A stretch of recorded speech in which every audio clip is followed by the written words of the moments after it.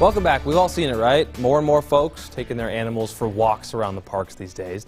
Of course, that means mostly dogs, right? But there's one big exception according to Craig Wirth. It's found at Tracy Aviary, and that's where Helen has been walking her elderly friend Andy around over the last decade. Craig Wirth caught up with them. It's tonight's Wirth Watching report. It's a swell fall day for a walk. Yep, a nice day to take a condor for a walk. Really a condor, the type that lives in the Andes, hence the name Andy the Condor. Helen DeShaw does this pretty near every day around the Tracy Aviary grounds. Andy could be the only condor in the world who goes for a daily walk, and Helen might be the only condor walker around. We're all unique individuals, and he's a unique condor. They're not known necessarily for being quite as genial and laid back as he is. And don't tell her that the bird is, well, not as cute as walking a puppy. I'm a vulture lover through and through. Love vultures. And Andy and condors are, the pin-up boys of the vulture world at that. So he is one handsome guy. And just like grandparents who will show you a zillion pictures of their grandkids, Helen has a zillion pictures of Andy, like his hatch day parties or with his many friends. He has 20,000 followers on his Facebook page. Okay, wonderful personality for a condor. But if you happen to join Helen and Andy, you might kind of wonder, well, is he friendly?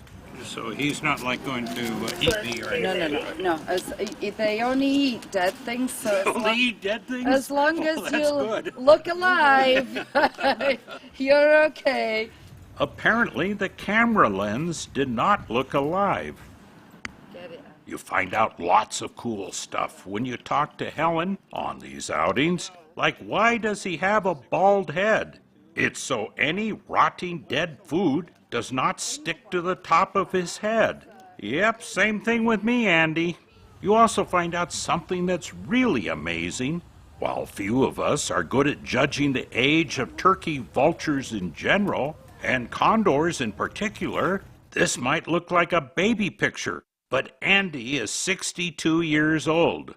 He's been here longer than any other bird, longer than any other person, longer than any other living creature. I mean, the only things older than him at the aviary are trees at this point. And that is saying something. The aviary has been here since the 1930s. He was hatched in San Diego in 1960. Just a cute little chick. And he's been here at the aviary since 1961. He kind of grew a bit over the years. Now he has a 9-foot wingspan. Helen has been with Andy for a decade of his life. She says the walks made him, well, a happier birdie. He's more curious about what's going on, and that they think is sort of adventures out and about sort of gave him a new lease on life, as it could do for any one of us. He also has a newly remodeled man cave and home.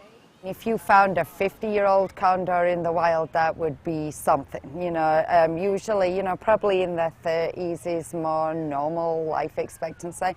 In human care, it's kind of like if any one of us went to live in an all-expenses-paid spa for the rest of our lives, we might only live to 120 or whatever if we're being cared for like that.